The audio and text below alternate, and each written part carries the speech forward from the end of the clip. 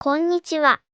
今回は、私がいつもやっている水彩色鉛筆の塗り方の手順を、ポイントを交えながら紹介します。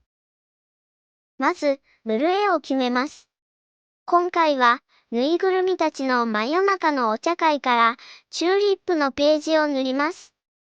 サクッと完成させたいので、細かすぎない絵を選びました。最後まで無理なく塗れそうな絵を選ぶと、途中で疲れにくく、完成までたどり着きやすいです。次に、使う色をざっくり決めます。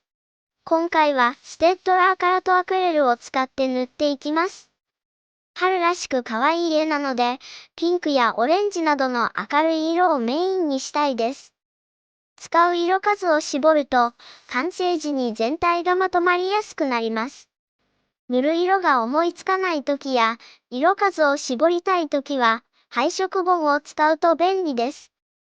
こちらのチューリップの大地の配色を参考にして、色を選んでいきます。こちらの色をベースに、足りない色を追加しながら塗ります。使う色が決まったら、色の配置を決めながら、薄い色でざっくり塗っていきます。ここではあまり塗り込まず、軽い力で薄く色がつけば大丈夫です。ムラができても気にしません。塗る順番は、明るい色や薄い色からが基本です。後から濃い色を足せるので、失敗しにくいです。同じ色はまとめて一気に塗るようにしています。色替えの回数が減るので、時短になります。背景は白のままでも良いですが、薄くても色があった方が完成度が上がります。ざっくり塗って、大体の色の配置が決まりました。最初にこうしておくと、完成図が想像しやすくなって、この後もサクサク塗ることができます。次に、影などを中心に濃い色を足していきます。全部を濃くしないで、必要なところだけにすると陰影がはっきりします。一つのパーツに2色以上使うことが多いです。少し違う色を足すだけで、色が混ざって深みが出ます。仕上げに全体のバランスを見ながら整えます。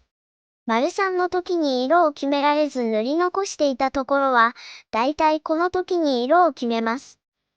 塗った色とのバランスを見て決めることが多いです。